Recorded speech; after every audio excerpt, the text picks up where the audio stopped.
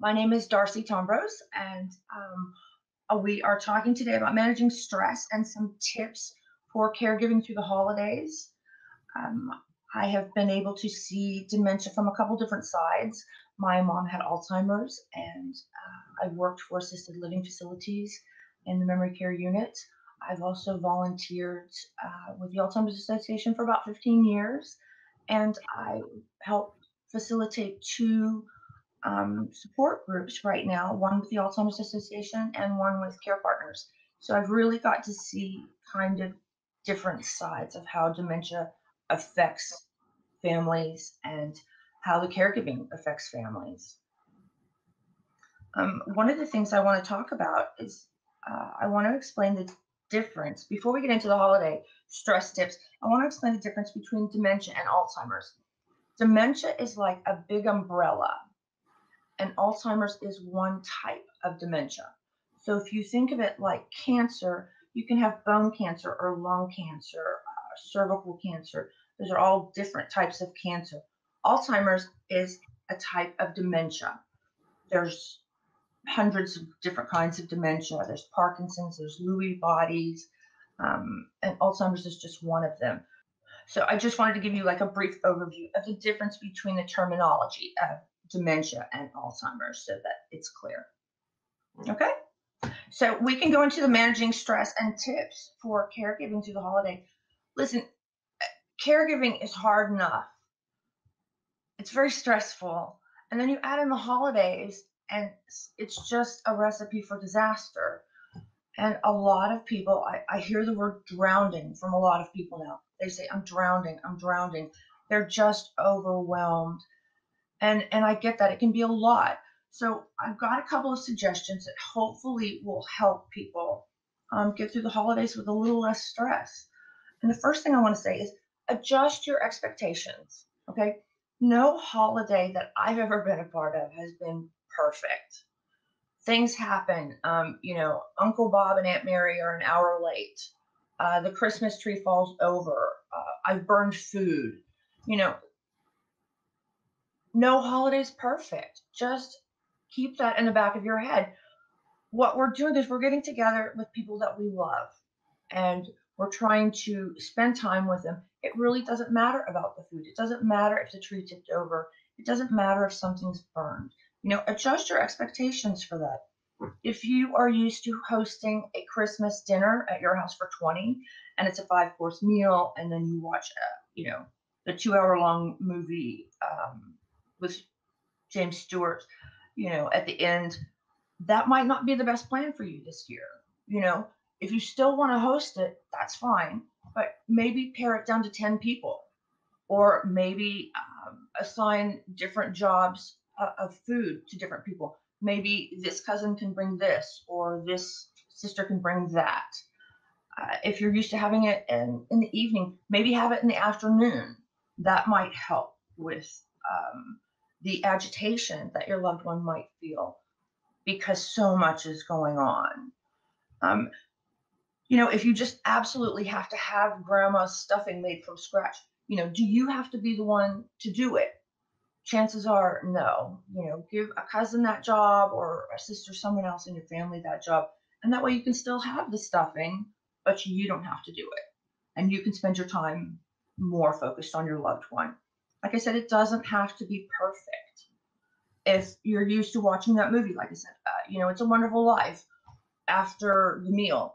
Okay, that's a 2-hour-long movie. Your loved one might not want to sit for 2 hours and might not keep their attention to the movie.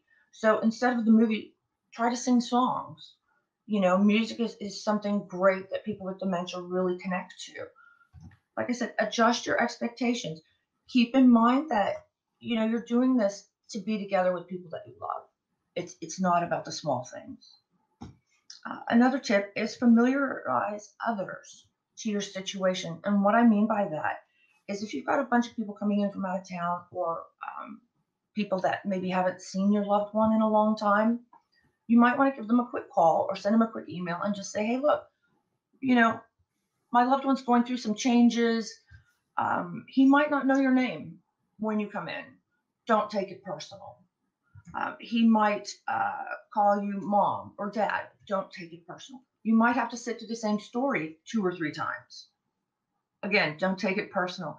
If you give people a little bit of a heads up, a lot of times they're more comfortable coming in and dealing with your loved one.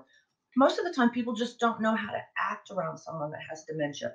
And what I always find funny is if I'm with other people and I explain, oh, the person that I'm with has dementia, a lot of times people are like, hello, how are you? And I'm like, they're not deaf. They have dementia. It's a brain issue. It's not a hearing issue. So, just little things that you can tell people to kind of help them get through that. Give people social clues as to how to act around your loved one.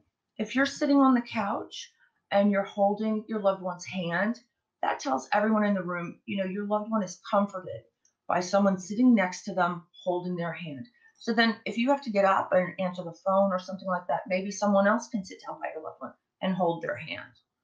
Maybe you can give people topics of conversation. If there's some war stories that your loved one seems to remember, or, family stories that you tell over and over and over again, pull those out. Have some in your back pocket, or, when that silence hits the room, you can be like, oh, remember when blah, blah, blah, we all went up the mountain or something one year. But have a couple of those in your pockets, and that will help. And also, when people come over to your house, when they come in, you can say, oh, you remember crazy Aunt Mary from Chicago and her husband Bob. If you put their names out there in the beginning, you're giving your loved one kind of a clue to who they are if they don't remember. And you're putting your guests at ease because they don't have to go through that awkward, do they know me, do they not know me? So it's just kind of a good way to start, I guess, when you have people come in. Another thing is you really need to involve your loved one. Now, obviously people with dementia, their skill sets are very different. So some of you might have loved ones that can hold conversations and are mobile. Some of you might have loved ones that are not as mobile, or maybe tell the same stories twice. At our core, we all want to be needed. We all want to have a purpose. And this doesn't change if you have dementia. A lot of times we don't want to give these people things to do because they won't do them the right way, or the way that we necessarily want them or think they should be done. And that's not the right way to look at it. You really need to try to give your loved one something to do, give them a purpose. And you kind of have to think outside the box on this. If you're sitting there wrapping presents and your loved one wants to help, give them an empty box, some wrapping paper, and a roll of tape.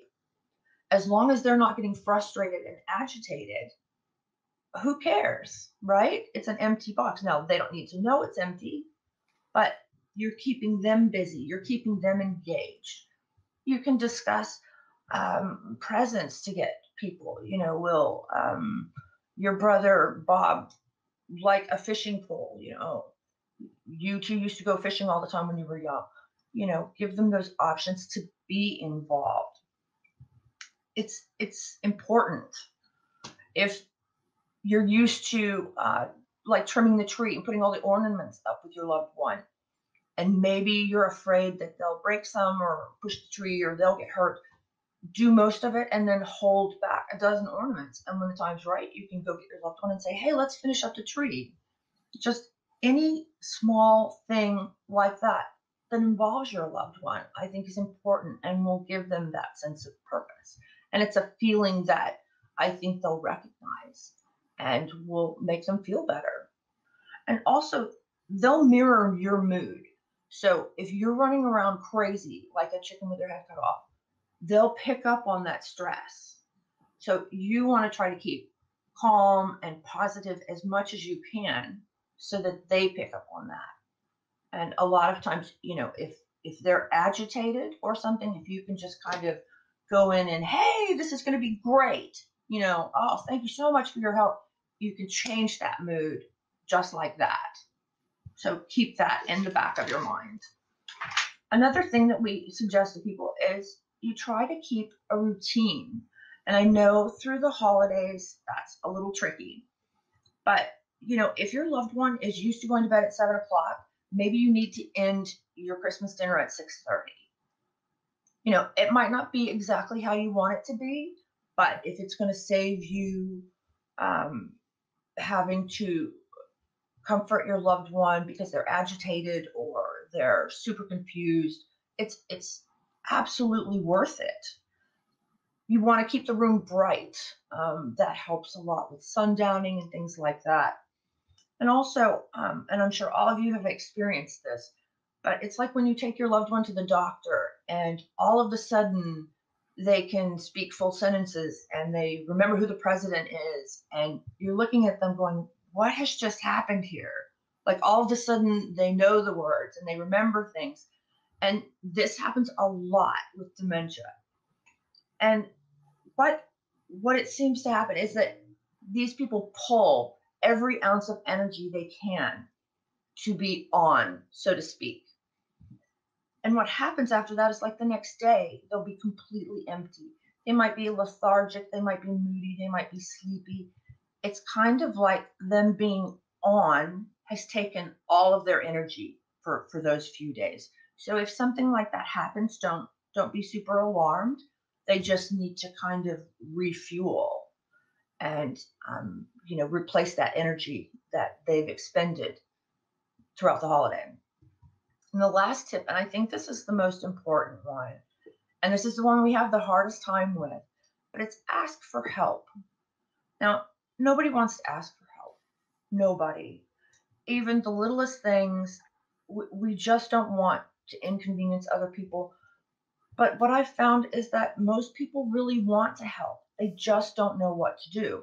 So you telling, say, family members, I need some help here, I'm drowning, is not really helpful.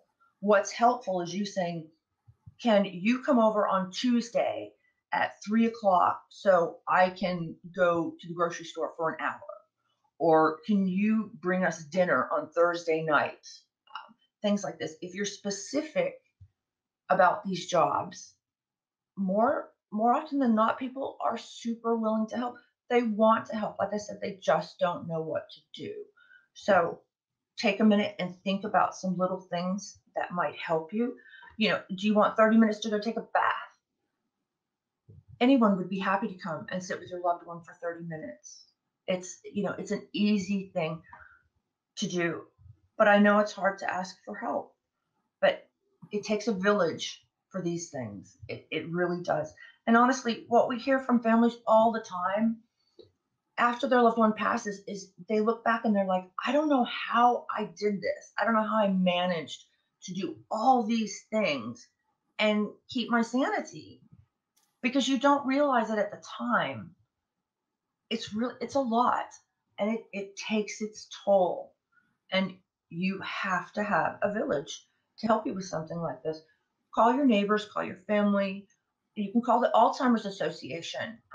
Okay, they can't come out and sit with your loved one, but they could probably give you some really good references, some people to call, maybe some services that your loved one might be available for. Ask for help. It's super, super important.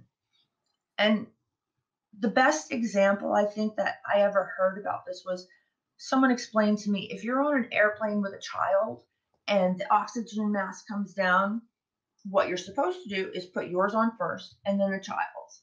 Because if you don't, if you go to put your child's on first and you don't get it on and you pass out and they pass out, you're both passed out.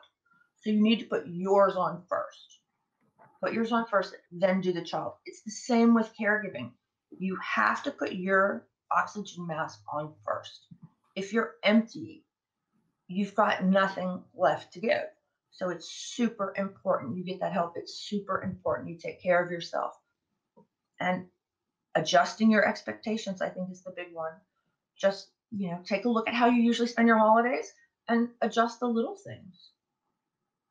So hopefully that helps in managing some of your stress. And, these are just little tiny things that you can do, but hopefully they'll be helpful. Thank you so much, Darci. And I think you said it just right when You said it takes a village. It does. um, the other points I was taking a few notes. I love that you talk about the music. I think one thing that we need to remember is that music really affects people. And for my family, at least, music is always playing around the holidays. And so I think a lot of people, it creates those memories and music brings up those memories. So you said instead of watching a movie, maybe listen to music. I just thought that was a really great suggestion. And I heard a study that they had done recently about people with dementia, and they say that it's more common than not that they remember an emotion tied with an event. Like those memories will stay around longer than words or specific, events that happened. So if you grew up listening to Christmas music and that always, it warms your heart a little and you get in the mood, that's super important because if you start that music, your loved one comes in and hopefully can pull from, some part of their brain that feeling of comfort or happiness. You know, Exactly. it's a huge music's a huge thing for people with dementia. Another tip I loved was the just letting people know what to expect, letting them know that maybe some things have changed. I wrote down communication is key. And I think that's just very true in a lot of aspects of caregiving. Um, Another one was just readjusting the different tasks. So your loved one may not be able to cook the whole meal, but you can still give them one task to do, maybe knead the dough or put one thing here. Or I've heard some people even say, we'll be doing the cooking and we'll give my loved ones some towels to fold just so they're in the room and they're doing something with this. So I think getting creative with these different tasks, like you said, was just a really good tip too. And it's you have to think outside the box sometimes. If your loved one is willing to, sit down and clip out coupons from a newspaper, while you're cooking, and that way they can still be in the same room with you. If that's something that they're comfortable with and they don't get frustrated with, do that. Or like you said, folding. Women love to fold. For some reason, if there's a basket of towels or something, we will fold it. Mm-hmm. You know, for men, I've heard of people taking toolboxes and accidentally dumping them out. Oh my gosh, can you help me put this back together? It doesn't matter if it goes back in the wrong spot. It really doesn't. My Mm-hmm. mom, one holiday, she just was adamant she had to set the table. So I let her set the table, and it was pretty much a disaster. But what I found was everybody that was there just very subtly, here, I've got two forks, you take that one, and you give me the spoon. Nobody said anything. But, here's my mom beaming because she helped and she got to set the table. And I can say during dinner, my mom helped set the table, and she feels proud. Nobody cares if they have two forks. Like we worked it out, so it's the little things like that. Exactly. And I think it's just trying to figure out those little ways to make your loved one know that they are included and that they still feel loved. The last one that I really wanted to mention just one more time was asking for help. I think that really, really is important. And one other tip that I've heard before is actually write down a list of those different tasks. Because sometimes when you're talking to someone and they ask, how can I help you? You're like, oh, I'm fine. I don't know. But if you have the specifics, like you said, I think that can really help people know where they can fill in and how they can help exactly. So I just thought that was one thing I wanted to add to. And it also, I mean, it helps it crystallize in your mind. If you're caring for somebody and you feel like you're drowning, a lot of times if you sit and make a list, like you said, you realize, okay, you're just exhausted, you know, and 30 minutes help here on Tuesday would be great. And that would give you that time to kind of re-energize. And Exactly. I want to say one more thing. Regardless of how your holiday goes, if your tree sets on fire and you burn the turkey and Uncle Bob and Aunt Mary show up 2 hours late and drunk, it really doesn't matter, okay? Because after your loved one passes, chances are you're going to look back and you're going to wish for that holiday versus one without them. And that's what you have to keep in the back of your mind. Life's messy, Hmm. and certainly caring for someone with dementia is not a neat, clean task. So you just have to roll with it. Exactly. Well, we really appreciate you taking the time to be here today. I loved all of those tips. I think it's such a great reminder for everyone to keep in their heads throughout this holiday season. Thank you. I appreciate it. Thank you for letting me give you my tips.